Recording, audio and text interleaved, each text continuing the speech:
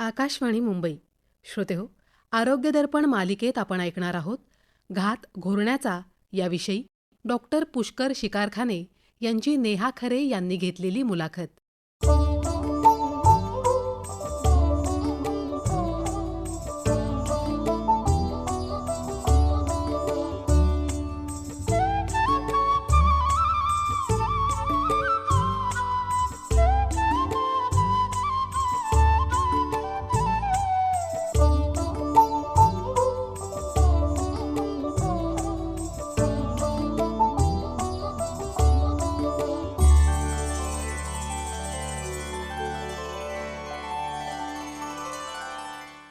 मैत्रिणींनो, श्रोते हो, आहार, विहार आणि विश्रांती हे सुदृढ आरोग्यासाठी आवश्यक मानलं जातं. यातल्या विश्रांतीचा विचार आज आपण करणार आहोत. खरं तर आपण एकीकडे आदिशक्तीचा जागर करतोय, पण ही जागृतावस्था खऱ्या अर्थाने राहायला हवी असेल तर विश्रांतीसुद्धा तितकीच आवश्यक आहे, नाही का? रात्रीची शांत झोप झाली की पुढचा दिवस हा मस्त अगदी ताजा तवाना जातो. तर या झोपेचा आणि त्यातल्या घोरण्याचा विचार आज आपण करणार आहोत. आजच्या आपल्या आरोग्य दर्पण कार्यक्रमातल्या या भागाचं शीर्षक आहे घात घोरण्याचा. आणि याविषयी मार्गदर्शन करण्यासाठी आपल्यासोबत तज्ज्ञ डॉक्टर उपस्थित आहेत. डॉक्टर पुष्कर शिकारखाने. डॉक्टर नमस्कार. नमस्कार. डॉक्टर पुष्कर शिकारखाने हे गेली 28 वर्ष प्रॅक्टिस करतायत, स्वतःचा दवाखाना तर सांभाळतायत. त्याशिवाय मुंबईतल्या शुश्रूषा इस्पितळासह अनेक इस्पितळांमध्ये डॉक्टर कार्यरत आहेत. हायपरटेन्शन, मधुमेह, निद्राविकार या विषयामध्ये मुख्यतः डॉक्टर काम करत असतात. आणि आज डॉक्टर आपण झोपेविषयी बोलतोय. तर शांत झोप म्हणजे नक्की काय? झोप ही अशी गोष्ट आहे जी आपल्या पूर्ण आयुष्याचा 1/3 वेळ घेते. आणि काही लोकांना असं वाटतं झोपणं म्हणजे वेळ वाया घालवणं याचं. पण तुम्ही मगाशी म्हणाल्याप्रमाणे ती जागृत अवस्था जर चांगली जावी अशी इच्छा असेल तर ती 1/3 वेळाची विश्रांती फार महत्वाची आहे. सो त्यासाठी दिवसाचे जे 24 तास आहेत त्यातले 8 तास आपण एका ठिकाणी स्थिर राहतो किंवा एका वेगळ्याच स्थितीमध्ये पोचतो की जिथे आपल्याला आजूबाजूला काय घडतं याची जाणीव नसते. आणि अशी ती निद्रा अवस्था होते. त्याच्यामध्ये शरीराचे स्नायू शिथिल होतात, आपलं श्वसन मंद होतं, शरीरातले बरेचसे जे अवयव आहेत त्यांची कामं पण थोडी थोडी मंद होतात आणि आपला मेंदू पण विश्रांती घेतो. आणि त्यावेळी स्वप्न पडत असतात त्या काळामध्ये. तर असं करून ती एक शरीराची जडणघडण किंवा जी झालेली झीज असते ती भरून काढण्याची ती वेळ असते आणि ती फार महत्वाची आहे. लहान ज्या मुलं असतात ती तर जास्त वेळाची झोप घेतात. मी त्यांना तर 12-15 तासाची झोप लागते. मग पुढे पुढे ती 7 ते 9 तासाची झोप आवश्यक आहे असं पण मानतो. वयस्कर लोकांची झोप थोडीशी कमी होते, पण पूर्ण आयुष्यभर आपल्याला रोज ही गोष्ट आवश्यक असते. आणि जे शरीराचं जे एक घड्याळ मानतो आपण, बायोलॉजिकल क्लॉक, त्याप्रमाणे सूर्यास्त झाल्यानंतर साधारणतः काळोखाच्या स्थितीमध्ये ही झोप घेणं आवश्यक असतं. पुन्हा उजेड होतं तेव्हा आपण जागे होतो आणि हे आपल्याला मेंदूला याची जाणीव असते, शरीराला पण त्याची जाणीव असते आणि यासाठी ही झोप अतिशय महत्वाची आहे. डॉक्टर, पण म्हणजे आपल्या शरीर आणि मन या दोन्हीच्या विश्रांतीसाठी झोप आवश्यक आहे असं म्हणता येईल, नाही का? म्हणजे मन आपल्या मेंदूत असतं. म्हणजे आपल्याला मन हे कुठे आहे कळत नाही, म्हणजे त्याचं स्थान मेंदूमध्ये आहे. त्यामुळे मेंदूमधली ज्या पेशी आहेत त्यांचं एकमेकांची जे काही बोलणं चालू असतं त्याला केमिकल्स म्हणतात, न्यूरो ट्रान्समीटर, त्यांचं सुद्धा शरीरातली पातळी व्यवस्थित राहावी आणि आपल्या मनात चांगल्या भावना याव्या, आपल्या मनात उत्साह असावा, आनंद असावा, प्रेम असावं आणि लोकांसाठी कणव असावी, ह्या सगळ्या चांगल्या भावनांची निर्मिती पण मेंदूतून होत असते. आणि ते होण्यासाठी चांगली झोप आवश्यक आहे. नाहीतर विरोधी भावना निर्माण होतात, ज्याच्यामध्ये राग असू शकतो, उदासीनता असू शकते, चिडचिड असू शकते, अत्याचार असू शकतो. असे विविध प्रकारच्या वाईट भावना जर चांगली झोप नाही झाली तर त्यातून निर्माण होतात. एखादा माणूस कसा पडला की लगेचच, म्हणजे आडवं पडलं की लगेच घोरायला लागतो, पण म्हणजे मग ती सुखाची झोप मानायची का? हा एक मोठा गैरसमज समाजामध्ये आहे की चुटकीसरशी झोप लागते किंवा कुठेही बसल्या बसल्या पण डुलकी लागते, अशा प्रकारची माणसं असतात. पण ह्याला आम्ही शास्त्रीय भाषेप्रमाणे झोपेची कमतरता असलेली माणसं मानतो. ज्यांना स्लीप डेप्रिव्हेशन झालेलं आहे, ज्यांची रात्रीची झोप चांगल्या प्रतीची नाहीये आणि जे दिवसा ज्यांना झोपाळल्यासारखं वाटतं, अशी माणसं दिवसाही डुलक्या काढू शकतात आणि रात्री कसं बसं करून ते एकदा शेवटी पलंगावर जाऊन पडले की त्यांना क्षणात झोप लागते आणि ती घोरायला लागतात. हां, हां. सो वर्षानुवर्षाचं मानलंय की घोरणं हे एक चांगल्या झोपेचं लक्षण आहे, पण तो मोठा भ्रम आहे, म्हणजे ती एक गैरसमजूत आहे. हां. कारण घोरणा हा जो नाद निर्मिती आहे, हा आवाजाची निर्मिती आहे, ती कशी होते हे आपण जर समजून घेतलं अच्छा. तर नाकातून आपली हवा जी शिरते, जी घशाच्या मार्फत श्वासनलिकेतून फुफ्फुसात जाते आणि तिकडून ऑक्सिजन हा शेवटी रक्तात पोहोचतो, जो आपल्या शरीरामधल्या ऊर्जा निर्मितीसाठी आवश्यक असतो. एवढं शास्त्र जवळजवळ सगळ्यांना समजतं. आणि श्वास हा पूर्ण आयुष्यभर चालू असतो, जन्मापासून मृत्यूपर्यंत. बाळ जन्माला आलं की जे रडतं तो त्याचा पहिला श्वास असतो आणि जेव्हा मृत्यू होतो तेव्हा श्वास यायचा बंद होतो. तर हा श्वास सतत चालू असणं महत्वाचं आहे. जेव्हा आपण रात्री झोपतो आणि माणूस आडवा झोपतो त्यावेळी त्याची जीभ जी आहे ती शिथिल होते आणि गुरुत्वाकर्षणामुळे जास्त घशाकडे ओढली जाते. अच्छा, बरं. आणि काहींच्या बाबतीत हे जास्त प्रमाणात घडतं, ज्यांची जीभ थोडी आकाराने मोठी असते किंवा ज्यांचे जो खालचा जबडा आहे तो छोटा असल्यामुळे तो थोडा मागच्या बाजूला असतो, किंवा त्यांचं वजन जास्त असल्यामुळे घशामधली जागा कमी असते, किंवा काही मुलांच्या बाबतीमध्ये त्यांना टॉन्सिल्स वाढलेले असतात त्यामुळे त्यांची घशातली जागा कमी झालेली असते. अशा व्यक्तींच्या बाबतीत ते जेव्हा झोपू लागतात तेव्हा त्यांचं ती घशातली जागा अतिशय छोटी होते आणि त्याच्यातून जेव्हा हवा प्रवाह करून ती श्वासनलिकेत जाते तेव्हा त्या अरुंद जागेतून जाणारी जी हवा आहे ती नाद निर्मिती करते. आणि तो नाद म्हणजे ते घोरणं आहे, जो विविध आवाजाचा त्याची हे असू शकते. म्हणजे अगदी सौम्य घोरण्यापासून ते वाघासारखे घोरतात किंवा सिंहासारखे घोरतात, किंवा एका खोलीतलं घोरणं दुसऱ्या खोलीमध्ये ऐकू येतं, अशा माणसाची झोप जाते, बाजूचे माणूस झोपू शकत नाही, अशा वेगवेगळ्या प्रकारची विशेषणं दिली जाणारी अनेक माणसं जगामध्ये आहेत. आणि त्यांना खरं तर तो श्वासमार्गामध्ये तो अवरोध असतो, अडथळा असतो आणि त्यामुळे त्यांचा श्वास कोंडला जात असतो. म्हणजे आपण जे समजतो की हा घोरतोय म्हणजे हा शांत झोपलेला आहे, त्याची श्वास कोंडला जात असतो आणि त्यांच्या रक्तातली ऑक्सिजनची पातळी त्यामुळे कमी होते. कमी ऑक्सिजनमुळे सगळ्या पेशीमधला ऑक्सिजन कमी होतो. तो एक प्रकारचा प्रचंड मोठा ताण असतो शरीरासाठी आणि त्या ताणामुळे त्या माणसाची सतत झोप अशी चाळवलेल्या स्थितीमध्ये राहते, ज्याची जाणीव त्या प्रत्यक्ष झोपणाऱ्या व्यक्तीला बऱ्याच वेळा होत नाही. पण बरोबर झोपणाऱ्या व्यक्तीला कधी कधी कळत असतं की मी कुठे घोरतो, की असा माणूस सतत चुळबुळतोय, त्याला घोरणं ऐकू येत नसतं स्वतःचं, ते बाजूची व्यक्तीच ऐकते. पण अशी माणसं साधारणतः जास्त चुळबुळ करत असतात, एका कुशीवर दुसऱ्या कुशीवर वळतात, उपडी झोपायचा प्रयत्न करतात, कारण त्या याच्यामध्ये घोरणं जरा कमी होतं. आपला जबडा थोडा पुढे आल्यामुळे घोरणं कमी होतं, कुशीवर होतात माणसं तेव्हा थोडं घोरणं कमी होतं. पण अशा व्यक्तींना सतत हा कमी म्हणजे किंवा चाळवलेली झोप राहते, त्यामुळे ते जी गाढ झोप आहे त्या झोपेचा ते आनंद घेऊ शकत नाहीत. तसंच जी स्वप्नावस्थेची झोप असते तेव्हा आपल्या शरीरातले स्नायू अतिशय शिथिल होतात, तेव्हा जीभ जास्तच घशामध्ये सरकते आणि तो श्वास कोंडत असतो. तर त्यावेळेची तीही झोप आपला मेंदू त्या व्यक्तीला घेऊ देत नाही, कारण जेव्हा श्वास कोंडतो त्या मेंदू व्यक्तीला जागा करत राहतो आणि ती अशी वरवरची हलकी झोप राहते. त्यामुळे बाजूला कधी खुट्ट झालं की अशी माणसं पटकन जागी होतात. ते म्हणतात की काही मंडळी सांगतात की माझी झोप की नाही अगदी म्हणजे जागृत त्याचा हे असतो, झोप आणि जागृत अभिमान असतो काहींना त्याचा, म्हणजे की जरा खुट्ट झालं की म्हणजे वेगवेगळ्या प्रकारे लोक आपल्या झोपेबद्दल अभिमानाने सांगत असतात. पण ते मी काही म्हणतात त्यांना झोपेचं वरदान आहे, ते कुठेही बसले की आमचे हे झोपतात वगैरे, अशा बायकाही सांगतात वगैरे. पण हे समजलं पाहिजे की हा एक आजार आहे ज्याला ऑब्स्ट्रक्टिव्ह स्लीप ॲपनिया म्हणतात. OSA हे त्याचं इंग्रजीमधलं हे आहे, शॉर्ट फॉर्म आहे.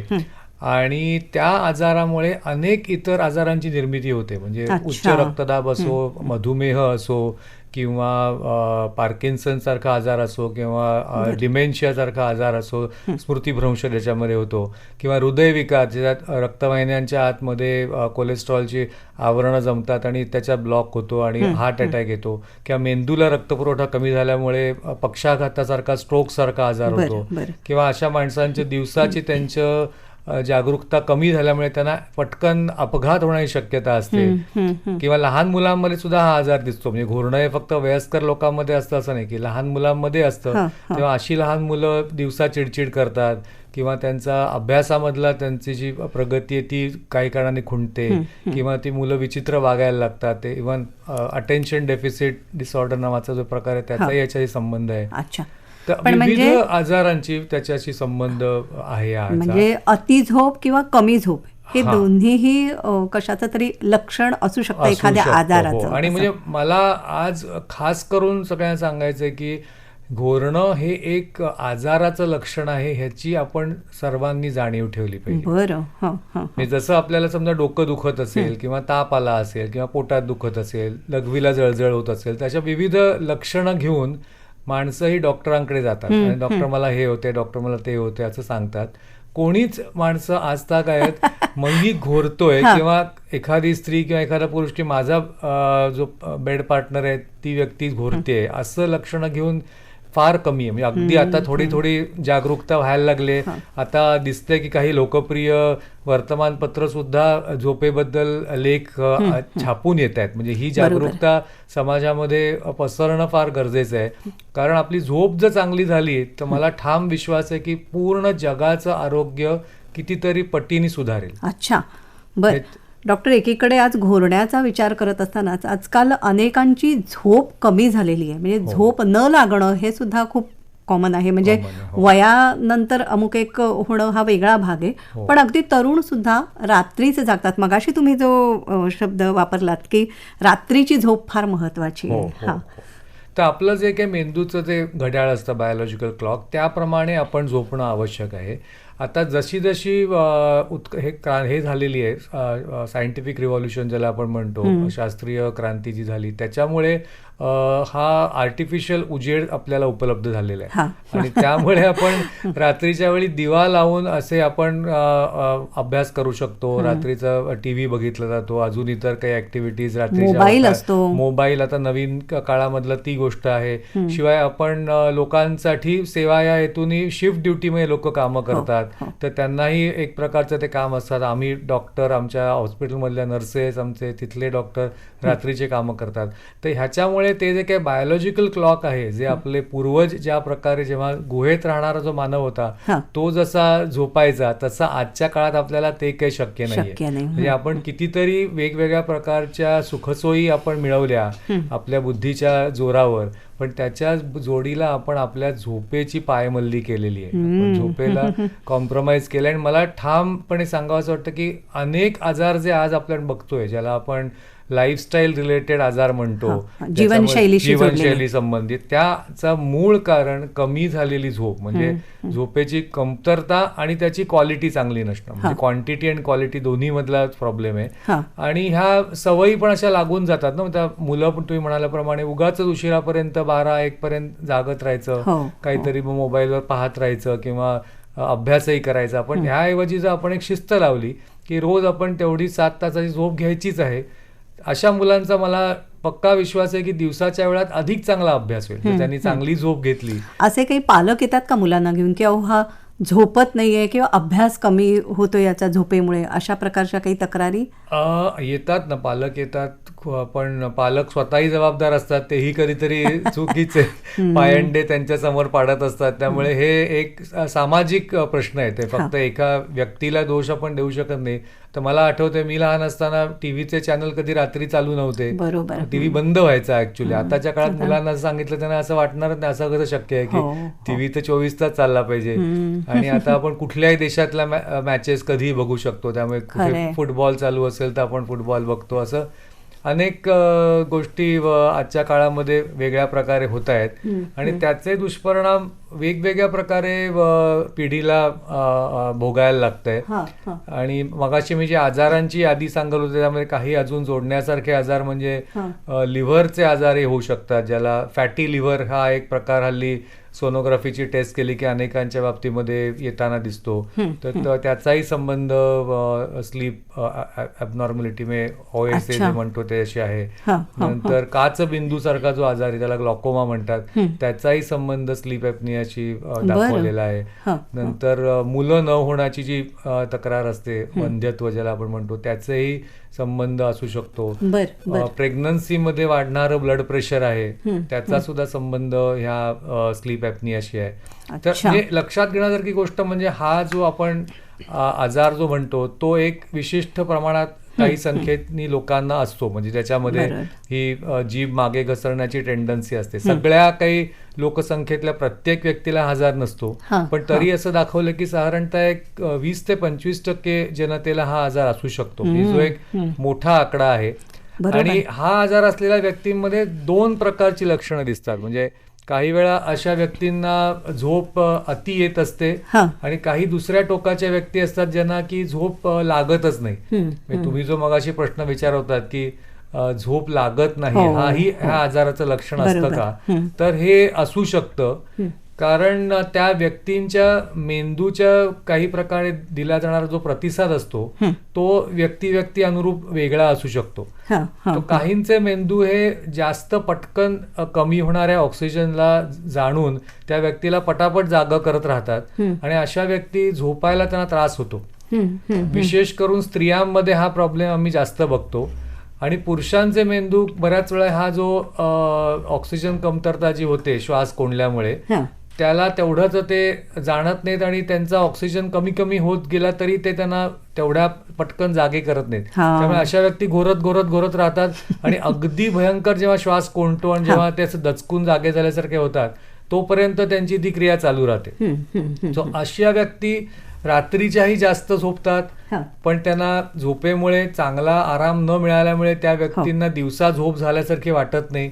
जेव्हा ते सकाळी उठतात तेव्हा त्यांचं डोकं जड असतं, त्यांना आळस आल्यासारखं असं वाटतं, झोप नीट झालीच नाही माझी असं वाटतं, अजून झोपावं असं वाटतं. किंवा सकाळी लोकांना उठल्या उठल्या पहिला काहीतरी चहा किंवा कॉफी घ्यावी लागते, कारण ती एक प्रकारची उत्तेजक पेय आहे. आपल्या मेंदूला उत्तेजना देण्यासाठी चहा कॉफी मधले जे कॅफीन नावाचं केमिकल आहे त्याची गरज लागते. त्यामुळे अशा व्यक्तींना ती आवश्यकता असते. मग दिवसाही त्यांचं चहा कॉफी पिणं चालू राहतं. किंवा तंबाखू सारखी जी सवय आहे जी पुरुषांबरोबर स्त्रियांमध्ये सुद्धा आहे, मशेरी लावणाऱ्या अनेक स्त्रिया आहेत, सो ते सुद्धा एक प्रकारे कमी झोपेचा परिणाम असू शकतो. कारण चांगली झोप न झाल्यामुळे दिवसा त्यांना जर झोपाळल्यासारखं वाटायला लागलं आणि आपल्याला कामं तर करायचेत, कामं करायचेत म्हणजे आपल्याला मेंदू आपला जागृत पाहिजे. सो मेंदू जागृत पाहिजे तर मग त्याला कसा जागा ठेवायचा, तर मग चहा तरी प्यायचा, कॉफी तरी प्यायची, किंवा सिगरेट ओढायची किंवा मशेरी लावायची. अशा प्रकारची त्याच्यामध्ये व्यसनाधीनता ही ह्या आजाराने होऊ शकतो. म्हणजे बघा किती प्रकारचे आजार आपण बघितले की त्याचा संबंध झोपेच्या कमतरतेची असू शकतो. बरोबर. डॉक्टर, घोरणं जे आहे त्याचं काही मापन केलं जातं का? हो, घोरण्याचं मापनपेक्षा मी त्याला म्हणेन की तुमच्या झोपेमध्ये तुमचा श्वास कसा चालतो हे जाणून घेण्याची एक तपासणी आहे, ज्याला स्लीप टेस्ट म्हणतात. जी आपल्या घरच्या घरी करता येते किंवा अधिक जर गुंतागुंतीची स्लीप टेस्ट केली तर आपण ती हॉस्पिटलमध्ये करू शकतो. तर ह्या तपासणीच्या आधाराने आपल्याला आपला श्वास कसा चालतो रात्रभर ते समजतं. त्याला किती वेळा अडथळा आला श्वासाला आणि तो किती काळ टिकला अडथळा वगैरे ह्याचं मापन होतं. घोरण्याचा सुद्धा त्याच्यामध्ये इंडेक्स येतो, स्नोरिंग इंडेक्स म्हणतात त्याला, तोही येतो. आणि आपल्या रक्तातली ऑक्सिजनची पातळी ही किती प्रमाणात कमी झाली. म्हणजे नॉर्मली आपल्याला सगळ्यांना माहिती आहे, कोविडच्या काळात सगळे लोक ऑक्सिमीटर लावून बघायचे की 95च्या वर तरी आपल्या ऑक्सिजनची पातळी असायला पाहिजे. तुमचा विश्वास बसणार नाही की ह्या टेस्टमध्ये जर आपण करून बघितलं तर काही काही व्यक्तींची 50 पर्यंत सुद्धा ऑक्सिजनची पातळी खाली जाते. म्हणजे किती ते धोकादायक आणि जीवघेणं असू शकतं. तर अशा प्रकारे ऑक्सिजनची पातळी किती वेळा कमी झाली एका तासामध्ये त्याचंही मापन मिळतं. पण म्हणजे हे मापन म्हणजे रुग्ण तुमच्याकडे येऊन झोपवतात त्याला आणि तपासलं जातं की कसं असतं? आता याच्यावर म्हणजे घरी करण्याची पण सोय आहे. म्हणजे ज्या करणाऱ्या कंपन्या आहेत ते लोक हे मशीन घेऊन त्या रुग्णाच्या घरी जातात आणि घरी त्यांना एका रात्रीसाठी हे मशीन दिलं जातं. ते त्यांच्या अंगावर कसं लावायचं ते सांगितलं जातं. ते अतिशय हलकं सोपं असतं. पोटावर एक पट्टा असतो ज्याच्यामध्ये एक डबीसारखं ते मेन यंत्र असतं. नाकामध्ये ऑक्सिजन कॅन्युला जसा जो ऍडमिटेड पेशंटला आपण लावलेला बघितला असेल तशी एक नळी असते आणि बोटावर एक रबराचा छोटासा क्लॅम्प असतो ज्याच्याने ऑक्सिजन मोजला जातो. हे तिन्ही त्याचे चॅनल्स आहेत त्या डबीला ते जोडलेले असतात आणि रात्रभर ते अंगावर ठेवायचं असतं. जशी आपल्याला नैसर्गिक झोप येते त्याच प्रकारे नैसर्गिक झोप आपण घेणं अपेक्षित असतं. जर आपल्याला मध्ये लघवीसाठी वगैरे जावं लागलं तर माणूस जाऊन त्याच्या सकट जाऊन परत येऊन झोपू शकतो. पूर्ण सकाळी उठला की ते यंत्र काढून ठेवायचं असतं आणि ती माणसं घरी येतात, ते घेऊन जातात, त्यांच्या कॉम्प्युटरला जोडतात आणि त्याचा रिपोर्ट बनतो बरं. आणि त्याच्या आधाराने आम्ही डॉक्टर लोक सांगू शकतो की तुम्हाला तो स्लीप ॲपनियाचा आजार आहे का. अच्छा. आणि जर तो आणि असेल तर मग त्याचे त्याप्रमाणे उपचार पुढे तर या सांगितले उपाय जातात. उपचारांविषयी श्रोते हो आपण बोलणार आहोत. आजचा डायलिन विशेष कार्यक्रम आहे, त्यासाठी आपणही प्रश्न विचारू शकता डॉक्टरना. घात घोरण्याचा हा आजचा आपला विषय आहे. अर्थातच झोप आणि घोरणं या दोन्ही विषयी आपण विचारू शकता. आमचे दूरध्वनी क्रमांक आहेत 022 45 15 41 29 किंवा 45 15 41 30. या क्रमांकावर फोन करून डॉक्टर पुष्कर शिकारखाने आपल्यासोबत आहेत, त्यांना आपण प्रश्न विचारू शकता. डॉक्टर, आज झोपेचा विषय आपण हा घेतलेला आहे आणि या कार्यक्रमातला पहिला फोन आत्ता मला दिसतोय, आपण घेऊया. हॅलो. हॅलो, हां बोला. नमस्कार. मी बोरिवलीवरून प्रतिभा म्हात्रे बोलते. हां बोला. नमस्कार. जेव्हा आपण झोपतो, झोपल्यानंतरचे आपल्याला स्वप्न पडतात, हम्म. त्या झोपेची काय परिस्थिती असते त्यावेळी? बरं. स्वप्न पडतात स्वप्न म्हणजे पडतात झोपेचं तेव्हा काय? झोपेचं काय असतं, तर ती जी काळ जो असतो ना तेव्हा आपल्या मेंदूचं खरं तर जडणघडण आणि त्याला विश्रांती मिळत असते हा. त्या काळामध्ये. आपल्या बाहेर जर बघितलं तर ती व्यक्ती त्यावेळी एकदम निश्चित झोपलेली असते, कारण ते सगळे स्नायू शिथिल झालेले असतात. हा. त्यांच्या डोळ्यांची अशी एक त्याच्या बाहुल्यांची हालचाल चालू असते, ज्याला आम्ही अच्छा. रॅपिड आय मुवमेंट म्हणतो. हा, हा. ती अशी गदागदा त्या पापण्या हलत असतात आणि त्यावेळी खूप खरं माणसाला त्यांनी फायदा होत असतो. काही लोकांना मात्र भीतीदायक स्वप्न पडतात, कधी कधी सततच भीतीदायक स्वप्न पडतात. तर अशा व्यक्तींमध्ये कधी कधी त्यांच्या रक्तातली ऑक्सिजनची पातळी कमी होण्याचा जो आजार मी मगाशी म्हणतोय हा, त्या प्रकारचा त्यांना तो त्रास होत असू शकतो. शकतो. त्यामुळे सतत जर भीतीदायक स्वप्न पडत असतील तर डॉक्टरना जाऊन सांगितलं पाहिजे. हां. पण एखाद्या व्यक्तीला स्वप्न पडतच नसतील हां. तर ते सुद्धा थोडं काळजीचं कारण आहे. कारण अच्छा. ते जर समजा ते हलक्या झोपेतच राहिले हां. आणि त्यांना ती गाढ झोप जर मिळालीच नाही तर त्यांना ती रॅपिड आय मुवमेंटची जी स्वप्नावस्थेची झोप आहे हां. ती त्यांची येतच नाही. हां. ती न आल्याचा पण अर्थ असा असू शकतो की त्यांना चांगली झोप मिळत नाही किंवा गाढ झोप मिळत नाही. हां. हां, नमस्कार. नमस्कार, मी शलाका गाडगीळ. हां. मला जन्मापासून दमा आहे हा. आणि तो अनुवंशिक आहे, त्यामुळे तो चेंज ऑफ क्लायमेट वरती दम लागतो मला. हां. पण आता माझं मनगटाचं ऑपरेशन झालं आणि त्याच्यानंतर आता जून महिन्यापासून माझा झोपेत देखील असा श्वास रोखला जातो आणि परत लगेच चालू होतो, पण तो रोखला श्वास की मला जाग येते. अच्छा. तर बरं. काय असेल? हा शलाका, ते चांगला प्रश्न तुम्ही विचारलात की एक तर तुम्हाला फुफ्फुसाचा आजार आहे ज्याला आपण अस्थमा दमा म्हणतो. म्हणजे त्या भागामध्ये पण तुमच्या श्वसन मार्गाला थोडासा अडथळा बरेच वर्षापासून येतोय. हा. तुम्ही त्यासाठी काही पंप वगैरे टाईपचं उपचार करतही असाल. पण जो तुम्ही श्वास अडल्याची भावना जी होते ना ती कदाचित तुमच्या घशाच्या पातळीला होत असेल, जे मी मगासपासून तुम्हाला सगळ्यांना समजावून सांगितलंय. तर तशा प्रकारचा आजार तुम्हाला कदाचित असेल तर मला असं वाटतं जर तुम्हाला ही शंका आलेली आहे तर आता मी म्हटल्याप्रमाणे ज्याला मी स्लीप स्टडी म्हणतो ती तुम्ही जरूर करून घ्यावी.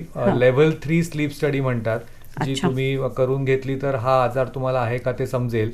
आणि मग त्याचे उपचार जे आहेत जे आपण बोलणार आहोत पण मी थोडक्यात सांगून घेतो की एक तर त्याच्यामध्ये CPAP नावाचं एक मशीन असतं, हां. त्याला continuous positive airway pressure machine म्हणतात, की ज्याच्यामध्ये एक मास्क असतो जो तुमच्या नाकावर लावला जातो, त्याला पुढे नळी असते हां. आणि ती एका डब्यासारख्या यंत्राला जोडलेली असते, ज्याच्या मार्फत खोलीतली हवा खेचून घेतली जाते आणि त्या हवेमधला दाब वाढवून नाकामध्ये जसा एक वाऱ्याचा झोत असल्यासारखी ती हवा सोडली जाते. हां. आणि त्या हवेच्या दाबामुळे तुमचा घशाचा मार्ग जो मध्ये मध्ये बंद पडतोय तो उघडा ठेवला जातो आणि त्यामुळे तुमच्या फुफ्फुसामध्ये व्यवस्थित ऑक्सिजन पोहोचतो, मग तुमच्या शरीरात पोहोचतो आणि ते दचकून जागा होणं वगैरे सगळे प्रकार तुमचे त्यांनी थांबू शकतात. अच्छा. त्याच्या जोडीला वजन कमी करणं सुद्धा ह्या आजाराची एक अतिशय महत्त्वाचा उपचार आहे. आणि काही व्यायाम आहेत ज्याच्यामध्ये जीभ आणि घसा यांचे व्यायाम आहेत, तर ते आपण केल्याने त्याचा फायदा होतो, ज्याला मायोफंक्शनल एक्सरसाइज म्हणतात. तर हे 3 गोष्टींनी ह्या आजाराचे उपचार केले जातात. आणि घोरण्यावरती काय उपाय सर्वसाधारणपणे?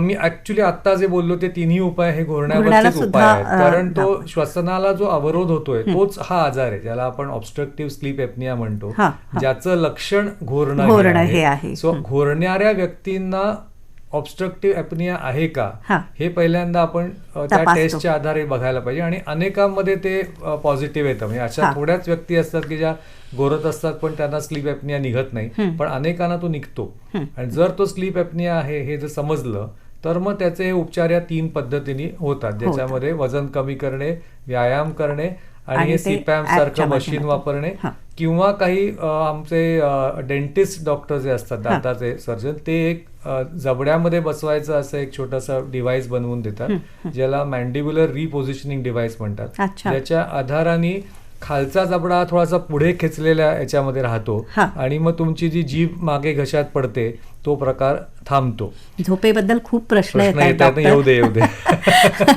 म्हणजे बऱ्याच जणांना शंका आहे. एक अगदी सर्वसामान्य हे शंका असते की झोपेच्या गोळ्या, हम्म. तर ते घेतली की मग त्याची सवय लागेल झोपेची गोळीची, बरोबर, बरोबर. तर ती डॉक्टरांच्या सल्ल्याने किंवा काय किती काळ घ्यावी वगैरे याविषयी काय सांगाल? सो झोपेच्या ज्या गोळ्या आहेत ना, त्या साधारणतः मेंदूला शांत करण्यासाठी त्याच्यामध्ये केमिकल असतात हां. आणि ती घेतल्यानंतर बऱ्याच वेळा ज्यांना काही डिप्रेशनसारखा आजार आहे किंवा अँझायटीसारखा मानसिक आजार आहे, अशा व्यक्तींना त्या गोळ्यांची खरोखर गरज असू शकते. पण जी मगाशी आपण जी व्यक्ती म्हटलं, ज्यांना खरं ऑब्स्ट्रक्टिव्ह स्लीप ॲपनिया आहे, पण त्यांना मेंदू त्यांचा अतिशय जागृत असल्यामुळे तो त्यांना झोपूच देत नाहीये, तर अशा व्यक्ती कधी कधी झोपेच्या गोळ्या घेऊन झोपायचा प्रयत्न करतात आणि त्यांना थोडीशी झोप त्यांची सुधारते सुद्धा, पण त्याच्यामध्ये त्यांच्या शरीराचं नुकसान मात्र वाढतं, कारण तो श्वास कोंडण्याचा प्रकार आहे, तो मात्र त्या नुसत्या गोळीने काही थांबवता येत नाही. बरोबर. सो थोडक्यात सांगायचं तर आज मितीला जगामध्ये अशी एकही गोळी नाहीये की जी ह्या ऑब्स्ट्रक्टिव्ह स्लीप ॲपनियाला गोळी घेऊन बरं करू शकेल. त्याला हा मेकॅनिकल डिव्हाइसचाच उपाय आहे. संशोधनं चालू आहेत, एखादी गोळी येईल सुद्धा काही वर्षांनी, पण आत्ता नाहीये. पण काही मंडळी असं सांगतात की काही माझ्या डोक्यात विचार सुद्धा नसतात, पण अजिबात झोप लागत नाही. विशेषतः स्त्रियांच्या बाबतीत असं होतं की मेनोपॉज नंतर असं. अशा व्यक्तींनीच आपल्याला ऑब्स्ट्रक्टिव्ह स्लीप ॲपनिया आहे का हे जरूर शोधून काढलं पाहिजे. म्हणजे काही ताणतणाव तसं असण्याचं कारण नाही, सगळं सुखवस्तू आहे, मुलं चांगली शिकलेली आहेत, ते बाहेर परदेशी आहेत आणि मग नको त्या विचारांवर उगाच, कारण ती झोप लागत नसल्यामुळे मग तो विचारांचा खेळ चालू होतो आणि ते काही मोठे विचार नसतात, छोटे छोटे क्षुल्लक विचार असतात, पण ते येत राहतात डोक्यात. पण ते शरीर आपल्याला झोपू देत नसल्यामुळे आपल्याला तो त्रास सहन करावा लागतो. ह्या गोळीच्या ह्याच्यावर अनेकांना मी सांगतो की आपल्याला जर मनाला पटवायचं असेल, कारण लोकांची अपेक्षा जेव्हा डॉक्टरकडे आल्यानंतर अशी असते की तुम्ही काहीतरी मला गोळी द्या आणि बरं करा, तर मी त्यांना सोपं उदाहरण देतो की तुम्ही जो चष्मा घातलेला आहे त्या चष्म्याच्या जागी कुठली गोळी आहे का जगामध्ये? मी स्वतः सुद्धा चष्मा काढून त्या जागी गोळी घेतली असती. तर तसं नसल्यामुळे जे काही आजार आहेत जगामध्ये अनेक प्रकारचे, त्याच्यामध्ये ह्या आजाराला आजता मी तिला गोळीचा उपाय नाहीये, तर तो यंत्राच्या साह्यानेच तो उपाय करावा लागतो. तर हे स्वीकारणं सुद्धा खूप महत्वाचं आहे, कारण ह्या आजाराची जागरूकता नसल्यामुळे असं काही यंत्र अस्तित्वात आहे, हे यंत्र वापरू आपण शकतो, ते वापरताना आपल्याला झोप लागेल का ह्याची एक प्रथम भीती असते, कारण काहीतरी माझ्या अंगावर चेहऱ्यावर लावून झोपायचं. बऱ्याच जणांना मुळात माहीतच नसेल, माहीतच नाही. आणि माहीत झाल्यानंतर आजूबाजूला बघितलेलं नाही, पण ज्यांच्या घरामध्ये कोणीतरी दुसरी व्यक्ती वापरतेय त्यांना ते पटकन स्वीकारायला शक्य होतं, कारण त्यांनी समोर काही उदाहरण बघितलेलं असतं. पण आजता काय तशी उदाहरणं खूप कमी असल्यामुळे हे होत नाही. तर म्हणजे थोडंसं याची जागरूकता एकूणच सामाजिक पातळीवर वाढवायला पाहिजे. सरकारने पण ह्याच्यामध्ये थोडासा जर भाग घेतला की अशा प्रकारची पोस्टर्स लावून किंवा अशा प्रकारचे लोकांमध्ये काहीतरी जनजागृतीचे कार्यक्रम आता तुम्ही करताय, तो म्हणजे मला त्याच्याबद्दल अभिनंदनच करावं असं वाटतं की तुम्ही असा कार्यक्रम आयोजित केलात. फोन घेऊया आपण. घेऊया. हा, नमस्कार. हा, बोला. आज खूप छान कार्यक्रम आणि प्रबोधनपूर्वक कार्यक्रम झालेला आहे. थँक्यू. आणि विशेष म्हणजे या आजारासंदर्भात, आणि मी स्वतः फार्मासिस्ट आणि एक समुपदेशन करतो बऱ्याच लोकांना, पण सरांच्या ज्या मार्गदर्शनामुळे बऱ्याच वेळेला लक्षात आलं की बाबा ते आमच्याकडे बरेच रुग्ण असतात, त्यांना ते बायप्रकेशन कसं करणार की बाबा यांना झोपेच्या आणि हे असे वेगवेगळे आजार असू शकतात. त्याच्यामुळे सगळी माहिती मिळाली की याच्यामध्ये या आजारासंदर्भात आपल्याला सायकॅट्रिक डॉक्टरना दाखवायला पाहिजे का रेग्युलर मेडिसिनला दाखवायला, आपण प्रश्न होता मॅडम.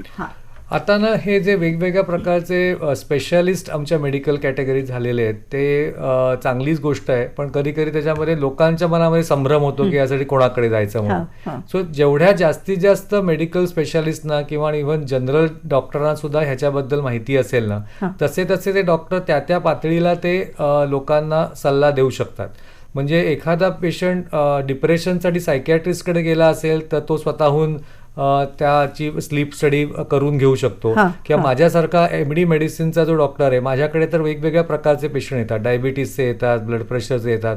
त्यांच्यामध्ये हा आजार असेल का हे पहिल्यांदा जर मी विचार केला तरच मी ती तपासणी करून बघेन.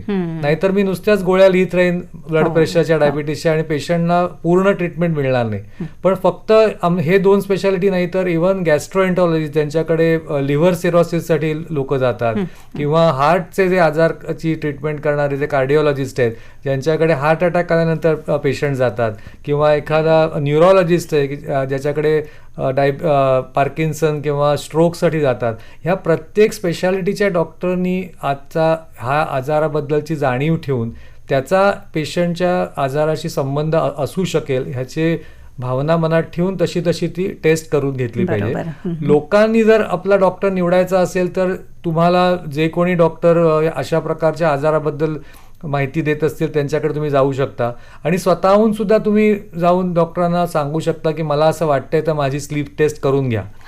तर अशा प्रकारे जर लोकांकडून एक प्रकारे ती मागणी यायला लागली तर डॉक्टरही जरूर तशा प्रकारचे टेस्ट करून घ्यायला जास्त उत्सुक राहतील. आणि मला असं वाटतं इव्हन आपल्या ज्या वेगवेगळ्या पॅथॉलॉजीच्या लॅबोरेटरीज आहेत त्यांनी सुद्धा त्यांच्या सगळ्या टेस्टिंगच्या जोडीला, किंवा बरेचसे डायग्नॉस्टिक सेंटर असतात जिकडे पॅथॉलॉजी टेस्ट होतात, निदान केंद्र जिकडे पॅथॉलॉजी टेस्ट होतात, 2D एको होतो, ECG होतो, स्ट्रेस टेस्ट होते, त्यांनी त्याच्या जोडीला स्लीप स्टडी पण त्यांच्या केंद्रांमध्ये ठेवली पाहिजे, जेणेकरून लोकांना ते सुचवू शकतील की अशा प्रकारे टेस्ट करून घ्या म्हणून. बरोबर. म्हणजे जनरल फिजिशियन जे आहेत, पूर्वी आपल्याकडे फॅमिली डॉक्टर असायचे, ते सुद्धा सुचवू शकतात आपल्याला कुठच्या तज्ञांकडे जा. पण आता दुर्दैवाने आणि स्लीप मेडिसिन मधले स्पेशालिस्ट आता पुढे येतात. जसं मी आता त्याच्यामध्ये विशेष इंटरेस्ट घेऊन तसं काम करतोय, त्यामुळे मी स्वतःला काही प्रमाणात स्लीप स्पेशालिस्ट म्हणू शकतो. पण असे आता त्या प्रकारचे कोर्सेस आहेत, त्या प्रकारचे डिग्रीज आहेत, पुढे तुम्हाला आता स्लीप स्पेशालिस्ट असा प्रकारचे डॉक्टर पण बोर्ड लावून बसलेले दिसू शकतील तुम्हाला. मग त्यांच्याकडे जाता येईल पेशंटना स्वतःहून. कसं बघा, मी आपल्या पूर्वजांनी बरोबर हा सगळा आपला श्वसनाचा मार्ग चांगला राहावा, निरोगी राहावा ह्याच्यासाठीच हे सगळे व्यायाम शोधून काढले. शुद्धिक्रिया आहेत, तर त्यामुळे ते बरोबर सगळं ते त्याच्यामध्ये जोडलं जातंय. फक्त आपण ते केलं पाहिजे म्हणून म्हणतात ओल्ड इज गोल्ड म्हणतात तसं. त्याचा विसर पडला होता, तर ते पुन्हा आता त्याची जागृती करण्याची आवश्यकता आहे. झोपेच्या गोळीविषयी मगाशी आपण बोललो, निद्रानाश असं आपल्याकडे पूर्वी म्हटलं जायचं. तर म्हणजे झोप लागतच नाही अजिबात. तर हा आजार काय स्वरूपाचा असतो? निद्रानाशाचं सुद्धा मगाशी म्हटल्याप्रमाणे ना, त्याचं सुद्धा एक कारण स्लीप ॲपनिया असू शकतं, जे आपण मगापासून जो आजार म्हणतोय की ज्याचा श्वास अडथळा निर्माण होतोय. पण ते सोडून काही जे आजार आहेत, जसे जे आपले मानसोपचार तज्ज्ञ त्याचे उपचार करतात, ज्याच्यामध्ये डिप्रेशन सारखा आजार असेल किंवा अँझायटी सारखा आजार. साधारणतः अँझायटीचे पेशंट जे असतात, ज्यांना सतत काहीतरी चिंता, हुरहुर अशी जी असते, त्यांना झोप लागायला त्रास होतो. साधारणतः डिप्रेशनचे पेशंट असतात जे त्यांना मध्येच त्यांची झोप तुटते आणि ते लवकर जागे होतात वगैरे. तो अशा विविध प्रकारचे निद्रानाशाचे प्रकार असू शकतात. कधीतरी त्यांची झोपेची, त्याला आम्ही स्लीप हायजीन म्हणतो, म्हणजे आपण जसं शरीराची स्वच्छता करतो तशी झोपेची पण एक स्वच्छता असते. आणि ते जर ते स्लीप हायजीनचे जर नियम पाळत नसतील तर त्यांना सुद्धा कधीतरी झोप नीट लागत नाही. म्हणजे आम्ही त्याचा मूलभूत नियम असे सांगतो की एक तर तुम्ही वेळेवर एक ठरलेल्या वेळेला झोपा, झोपायच्या वेळी त्याच्या अगोदर तुम्ही स्क्रीन बघू नका 1-1.5 तास तरी, किंवा तुम्ही त्याआधी काहीतरी खूप क्लिष्ट काहीतरी वाचन करू नका, किंवा काहीतरी गणित सोडवतात वगैरे अशा प्रकारच्या गोष्टी करू नका. जिथे झोपाल तिथलं वातावरण तुमचं शांत असू दे, तिथे आवाज नसू दे वगैरे. फार महत्वाची गोष्ट आहे ही स्लीप हायजीन. आणि तर ह्या गोष्टी जर आपण पाळल्या, किंवा खूप उशिरा व्यायाम करू नका. कधी कधी हल्ली असं बघतात लोक, म्हणजे कसं तरी करून व्यायाम पूर्ण करायचा म्हणून रात्री 12-12 वाजता जिम मध्ये जाणारे पण लोक आहेत. सो ते आरोग्या दृष्टीने चांगलं नाही. म्हणून ती जी काही जी स्लीप सायकल जी आहे, जी झोपेची सायकल आहे, ती पाळणं अतिशय महत्वाचं आहे. आणि आता वेळ अगदी कमी आहे, पण आता शिफ्ट ड्युटीमध्ये जी मंडळी काम करतात त्यांनी आपली झोप कशी पूर्ण करावी, काय करावं? शिफ्ट ड्युटीचं पहिल्यांदा जे नियोजन आहे ना, ते त्याचे जे HRचे लोक आहेत त्यांनी व्यवस्थित शिफ्ट ड्युटी लावावी. म्हणजे सारखे रोज 1-2 दिवसांनी ड्युटी चेंज होणारं ह्या गोष्टीचा नक्कीच त्रास होतो. आता मी करावंच लागणार असेल तर कसं करायचं, तर साधारणतः आठवड्या किंवा 10 दिवसांनी शिफ्ट ड्युटी बदलेल अशा प्रकारे त्यांनी करणं आवश्यक आहे. नंतर त्यांनी जे काही त्यांची झोपेची वेळ त्याच्यामध्ये शांतपणे झोपून घ्यायला पाहिजे, बाजूला गोंधळ आवाज न ठेवता. मेलॅटोनिन सारखं एक जे औषध आहे जे अशासाठी झोप येण्यासाठी आपण शिफ्ट ड्युटीचे लोक वापरू हा, शकतात. हे एक हा. नैसर्गिक संप्रेरक हॉर्मोन आपल्या शरीरात हा. असतं, जे ज्यांना जर शिफ्ट ड्युटीमुळे जर त्यांच्या सारखं मेंदूतल्या त्या बायोलॉजिकल क्लॉकचा गोंधळ असेल आणि त्यांना जर झोप नीट मिळत नसेल हा. तर ते लोक मेलॅटोनिनची गोळी घेऊन त्यावेळी आपली झोप सुरू करू शकतात. आणि ह्याचा उपयोग इव्हन जेटलॅग मध्ये ज्यांची झोप तुटते हो, त्यांना हो. सुद्धा होऊ शकतो. कारण बर. तर हे एक गोळीचा विषय निघाला, ते पण बरं झालं तुमच्या ह्या प्रश्नाच्या आडाने. आणि शक्यतो झोपेच्या गोळ्या ज्या सिडेटिव्ह टाईपच्या आहेत त्या वापरू नये, किंवा अगदी वापरल्या तर डॉक्टरी सल्ल्याने वापराव्या.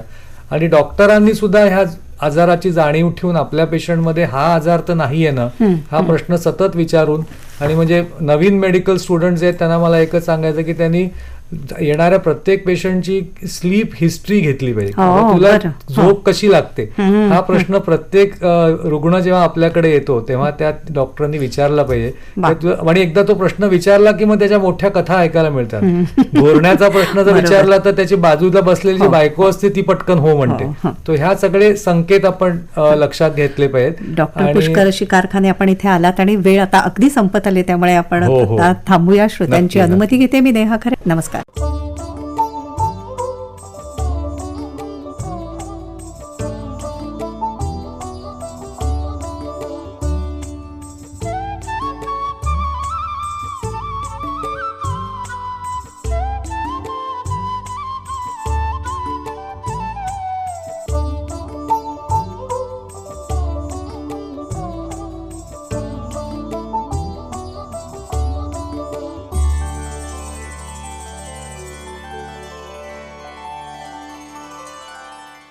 श्रोते हो, आरोग्य दर्पण मालिकेत घात घोरण्याचा याविषयी डॉक्टर पुष्कर शिकारखाने यांची नेहा खरे यांनी घेतलेली मुलाखत आत्ताच आपण ऐकली. ही आकाशवाणी मुंबई केंद्राची निर्मिती होती.